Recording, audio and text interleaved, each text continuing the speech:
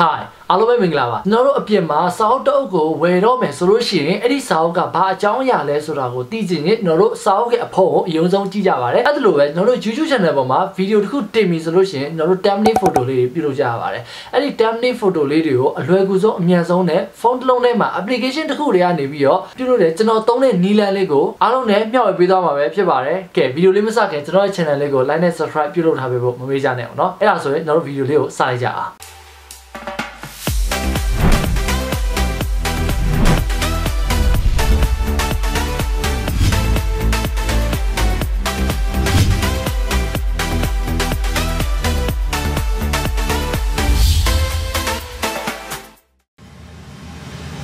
Hi အားလုံးပဲမင်္ဂလာပါကျွန်တော်နာမည်ကတော့ဇော်နေနိုင်ဖြစ်ပါတယ်ကျွန်တော်ရဲ့ဒီ YouTube channel က YouTube နဲ့ပတ်သက်တဲ့အကြောင်းအရာတွေကိုအားလုံးသိအောင်မျှဝေပေးနေတဲ့ channel လေးပဲဖြစ်ပါတယ်အဲ့ဒီအကြောင်းအရာလေးနဲ့ပတ်သက်ပြီးစိတ်ဝင်စားရဆိုရင်တော့ကျွန်တော်ရဲ့ဒီ channel လေးကို like နဲ့ subscribe လုပ်ပေးထားဖို့မမေ့ကြနဲ့เนาะကဲဒီနေ့ video လေးကတော့အထွေထူးအများကြီးမပြောတော့ဘူးကျွန်တော်တို့ thumbnail photo လေးတွေကိုဘယ်လိုလုပ်မလဲဆိုတဲ့ဟာကိုကျွန်တော်တို့စလိုက်ကြအောင်အဲ့တော့ phone ထဲမှာကျွန်တော်တို့ application တစ်ခုဖြစ်တဲ့ pick-up ဆိုတဲ့ application တွေကိုကျွန်တော်တို့ဝင်လိုက်မှာဖြစ်ပါတယ်ဝင်ပြီဆိုတော့လည်းကျွန်တော်တို့ပုံတစ်ခုကိုတိစောက်မယ်တိစောက်တဲ့ခါကျရင်ကျွန်တော်တို့ဒီမှာအပေါင်းလေးရှိတယ်အဲ့ဒီအပေါင်းလေးကိုနှိပ်လိုက်မယ်နှိပ်ပြီးပြန်လည်းကျွန်တော်အောက်ဆုံးကိုသွားလိုက်မယ်ပေါ့နော်အဲ့ဒီမှာ pick canvas ဆိုတာရှိတယ်အဲ့ဒီ pick canvas ကိုတစ်ခုကိုကျွန်တော်ရွေးလိုက်မယ်ရွေးလိုက်ပြီဆိုတော့လည်းဒီ full HD ပေါ့နော်1920အမြောက်1080ဆိုတာကအဲ့ဒါက YouTube thumbnail အတွက်အဆင်ပြေတဲ့ site လေးပေါ့နော်အဲ့ဒီ site ကိုကျွန်တော်ရွေးလိုက်မယ်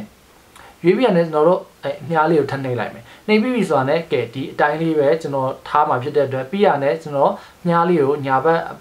်ညာဘက်ထောင်ဆုံးအပေါ်ဆုံးမြားလေးကိုထပ်နှိပ်လိုက်မယ်နှိပ်ပြီးရနဲ့တော့ edit image ဆိုတာပေါ်လာနိုင်မယ်အဲ့ဒီ edit image တိုင်းသွားမယ်ပေါ့နော်ကဲအဲ့ဒါနဲ့ပြီးရတယ်ကျွန်တော်ကနောက်ခံလေးကိုတစ်ခုထားခြင်းနဲ့နောက်ဒါပေမဲ့အဲ့ဒီနောက်ခံကလည်းဝါးဝါးလေးပေါ့နော်အဲ့တော့ကျွန်တော်ဖုန်းထဲမှာရှိတဲ့ပုံတစ်ပုံ random တစ်ခုကိုအရင်ဆုံးရွေးလိုက်မယ်ပေါ့နော်ရွေးပြီးဆိုတော့ဒီပုံတော့အကြီးချဲ့လိုက်မယ်ဒါဆိုရင်ဒါကို background အနေနဲ့ကျွန်တော်သုံးမှာဖြစ်ပါတယ်ပြီးရတယ်ကျွန်တော်အဲ့ဒီဟာကိုပေါ်နေရမလို့ခြင်းကိုဝါးဝါးလေးဖြစ်ခြင်းနဲ့အဲ့တော့ကျွန်တော်ဒီထဲမှာဒီမှာဆိုလို့ရှိရင်သူ့ရဲ့ပါတဲ့ effect တွေကလည်းလုံးဝ free သုံးလို့ရတယ်ပေါ့နော်တချို့ဟိုပတ်စံပေးရတဲ့ဟာတွေလည်းရှိတယ်ဒါပေမဲ့ဒီသူ့ရဲ့ free နဲ့တော်တော်ကောင်းနေပြီအဲ့ဒီထဲမှာကျွန်တော် blur ဆိုတဲ့ဟာကိုရွေးလိုက်မယ်ရွေးပြီးရတဲ့ကျွန်တော်ဒါကို blur ကိုအမြင့်ဆုံးထားလိုက်မယ် apply ဒါဆိုလို့ရှိရင်ဒါကျွန်တော်လိုချင်တဲ့ background အတိုင်းကိုတော့ရပြီပေါ့နော်ပြီးရတယ်ကျွန်တော်က template လုပ်ပြီဆိုလို့ရှိရင်တော့ပုံတစ်ခုထည့်ရတာသဘောကျတယ်အဲ့တော့ကိုယ့်ပုံကိုကျွန်တော်ပုံထဲမှာကျွန်တော်ပြုတ်လို့ရိုက်ထားပြီးသားပေါ့နော်ဒါဆိုရင်ပုံတစ်ပုံရိုက်ထားပြီးသားတော့ဖြစ်ရမှာပေါ့ပြီးရတယ်အဲ့ဒီပုံတစ်ခုကိုကျွန်တော်ယူလိုက်မယ်ယူပြီးရတဲ့ add ဆိုရင်တော့ထည့်လိုက်မယ်ထည့်ပြန်လဲကဲဒီလိုမျိုး emotion ရှိတဲ့ပုံတစ်ခုကိုတော့ထည့်မယ်ပြီးရင်အဲ့ဒါလေးကိုကျွန်တော် border လေးတစ်ခုပါထည့်လိုက်မယ်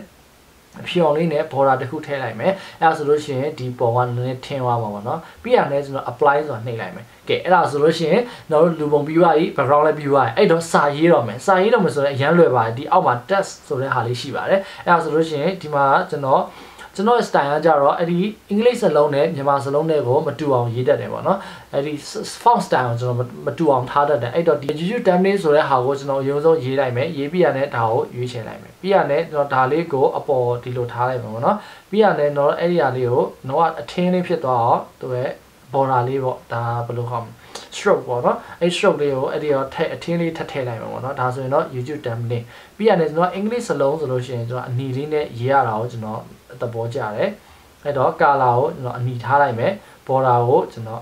အဖြူအောင်လေးထားလိုက်မယ်အဲ့ဒါဆိုလို့ရှိရင်အဲ့ဒီအရောင်ဖက်ဆက်မှုတွေကိုကျွန်တော်သဘောကျရပါတော့ကဲအဲ့ဒီ YouTube thumbnail ဆိုတဲ့ဟာရပြီပြီးရင်အောက်ကကျွန်တော်မြန်မာစာရေးမယ်မြန်မာစာရေးတဲ့ခါကျရင်တော့ thumbnail ကိုအလွယ်ကူဆုံးပြုလုပ်နည်းပေါ့ဒါတော့random ပေါ့နော်အလွယ်ကူဆုံးပြုလုပ်နေတော့အမြန်ရေးလိုက်မယ်ပေါ့နော်ပြီးပါပြီပေါ့နော်အဲ့ဒါပြီးရင်တော့အဲ့မြန်မာစကားလုံးကိုရေးမယ်ဆိုလို့ရှိရင်ကျွန်တော်ကဒီ font လေးကိုသုံးရတာအရင်သဘောကျတယ်ဒီ font ကိုဒါတော့အမှာဆိုစလုံးလေးကထူထူလေးနဲ့ဘယ်လိုပြောမလဲလုံးဝထင်းနေတာပေါ့နော်ပြီးတာလည်းကျွန်တော်အဲ့ဒီဟာလေးကိုအယောင်တစ်ခုထပ်ရွေးပေးလိုက်မယ်အဲ့ဒီအယောင်တော့ကျွန်တော်မြန်မာစလုံးဆိုရင်တော့အဝါ300တာသဘောကျတယ် stroke ကိုကြတော့ကျွန်တော်အမဲလေးထည့်ပေးလိုက်မယ်ပြီးရင်အမြင့်ဆုံးတင်လိုက်မယ်ကဲဒါဆိုလို့ရှိရင်တော့ကျွန်တော်တို့ template တစ်ခုကိုတိစောက်လို့ပြီးသွားပါပြီပြီးရတယ်ကျွန်တော် apply လုပ်လိုက်မယ်ပေါ့နော် apply လုပ်ပြီးရတယ်ဒီဟာလေးကိုဒီအပေါ်ဆုံးမှာတော့ download ဆိုတဲ့ဟာလေးရှိတယ်အဲ့လေးကိုနှိပ်လိုက်ပြီးဆိုတော့လည်းဒီဖုန်းလေးကိုကျွန်တော်ရောက်သွားပြီပဲဖြစ်ပါတယ်အဲ့ဒါပြီးတာနဲ့ကျွန်တော်တို့ဘယ်မှာသွားတင်မလဲဆိုတော့ကျွန်တော် YouTube Studio ပေါ့နော်ဒါကျွန်တော်ဒါ line ဖွင့်ရမယ်ခဏအဲ့ YouTube Studio ကိုကျွန်တော်ဝင်လိုက်မယ်ပေါ့နော်ပြီးရနဲ့ကျွန်တော်တို့အဲ့ thumbnail photo ကိုထည့်မယ်ဆိုလို့ရှိရင် thumbnail photo ဆိုထည့်မယ်ဆိုလို့ရှိရင်ထည့်မဲ့ video ပေါ့နော်ကျွန်တော်ဒီထဲမှာရွေးလိုက်မယ်ထည့်မဲ့ video တွေကိုသွားလိုက်မယ်မှာ video ဆိုတော့ရွေးလိုက်မယ်ဒီ YouTube Studio ကလည်းကျွန်တော်တို့ YouTube channel တစ်ခုလုပ်ပြီဆိုလို့ရှိရင်လုံးဝအရန်အရေးကြီးတယ် application တစ်ခုဖြစ်ပါတယ်အဲ့တော့မရှိသေးဘူးဆိုလို့ရှိရင်အဲ့ဒီဖုန်းထဲမှာ download လုပ်ထားလိုက်ပေါ့နော်ပြီးရတယ်တော့ဒီထားပါတော့ဒီ video မှာကျွန်တော်ထည့်မယ်ဆိုကြပါစို့ video လေးဝင်လိုက်ပြီးပြရတယ်ညာဘက်အပေါ်ဆုံးမှာခဲနံပုံလေးရှိတယ်အဲ့ခဲနံပုံလေးကိုနှိပ်လိုက်မယ်ပေါ့နော်ခဲနံပုံလေးကိုနှိပ်ပြီးရတယ်ဒီမှာအဲ့ဒီပုံဒီမှာထားမယ့်နေရာဒီမှာခဲနံပုံလေးနောက်တစ်ခုကိုထပ်နှိပ်မယ်နှိပ်ပြီးဆိုတာနဲ့ဒီမှာပုံထည့်ရမှာဖြစ်ပါတယ်အဲ့ဒီမှာ change ဆိုတဲ့ဟာကိုနှိပ်လိုက်မယ်နှိပ်ပြရတယ်ကျွန်တော်တို့ခုနကတော့ပြုလုပ်ထားတဲ့ပုံကဒီမှာပေါ်နေပြီဒါဆိုရင်တော့တွေ့လိုက်ပြီဆိုတာနဲ့ပုံက quality ဖြစ်နေတာတွေ့ရမှာဖြစ်ပါတယ်ကဲပြီးရတယ် select ဒီပုံထားမယ်ဆိုလို့ရှိရင်တော့ select နှိပ်လိုက်ပါတော့ပြီးရတယ်ဒီမှာ save လုပ်လိုက်ရင်ပြီးတော့ပါပြီဒါပဲခင်ဗျဒီလိုမျိုးကိုကျွန်တော် application တစ်ခုတည်းနဲ့ဖုန်းနဲ့ပဲလုပ်တာနဲ့ကိုကျွန်တော် thumbnail လေးကိုလုပ်တာဖြစ်ပါတယ်ကျွန်တော်တကယ်ကိုမှ Photoshop တကယ်ကို software ပေါ့နော်အရင်မြင့်တဲ့နည်းကိုကျွန်တော်မသုံးပါဘူးပေါ့နော်ဒီဟာနဲ့ပဲကျွန်တော် thumbnail လုပ်တာဖြစ်ပါတယ်အဲ့ဒါလေးကိုကျွန်တော်အားလုံးနဲ့မျှဝေပေးတာဖြစ်ပါတယ်ဒီနေရာမှာကျွန်တော်တခုပြောချင်တာတော့လာမေးကြရပေါ့နော်ဒီ thumbnail photo တွေတင်လို့မရဘူးဒီမှာ verify ဆိုတာပေါ်နေရပေါ့နော်ဘယ်လိုလုပ်ရမလဲဆိုကျွန်တော်လာမေးကြရအဲ့ဒါကတော့အရင်လွယ်ပါတယ် verify ဆိုတာကျွန်တော်အဲ့ဒီ account ကိုကျွန်တော်တို့ YouTube account တိစောက်တဲ့ခါကျရင်ကျွန်တော်တို့ဖုန်းနဲ့ကျွန်တော် verify လုပ်ရပါတယ်အဲ့ဖုန်းနံပါတ်ထည့်ရပါတယ်ပေါ့နော်အဲ့ဒီဖုန်းနံပါတ်ထည့်ပြီး verify လုပ်တယ်ဆိုလို့ရှိရင်တော့ thumbnail သုံးလို့ရမှာဖြစ်ပါတယ်အဲ့ဒါအဆင့်ကိုမသိဘူးဆိုရင်တော့ကျွန်တော်ဒီဘက်မှာ video တစ်ခုပထမဆုံးလုပ်ထားတဲ့ video တစ်ခုနဲ့တွဲပေးထားပါတယ်အဲ့ဒီ video မှာအဆင့် YouTube account ကိုဘယ်လိုမျိုးအဆင့်တိစောက်မလဲဆိုတဲ့ဟာကိုကျွန်တော်ပြထားပေးတာဖြစ်ပါတယ်အဲ့ဒီ video မှာသွားကြည့်လိုက်ပါနော်ဒီနေ့ video လေးကတော့ကျွန်တော် thumbnail photo လေးလုပ်တဲ့ခါကျရင်ကျွန်တော်သုံးတဲ့နည်းလမ်းလေးကိုအားလုံးနဲ့ sharing လုပ်ပေးရဖြစ်ပါတယ် video လေးကိုကြိုက်နေတတ်တယ်ဆိုရင်တော့ကျွန်တော်ရဲ့ဒီ video ရဲ့အောက်မှာ like နှိပ်ခဲ့ပေးဖို့မမေ့ပါနဲ့เนาะဒီနေ့ video ဒီမှာပဲအဆုံးသတ်လိုက်ပါစေခင်ဗျနောက်ထပ် video မှာအားလုံးနဲ့ပြန်တွေ့ကြပါမယ်ဒီမှာတော့ကျွန်တော်နှုတ်ဆက်လိုက်ပါတယ် see you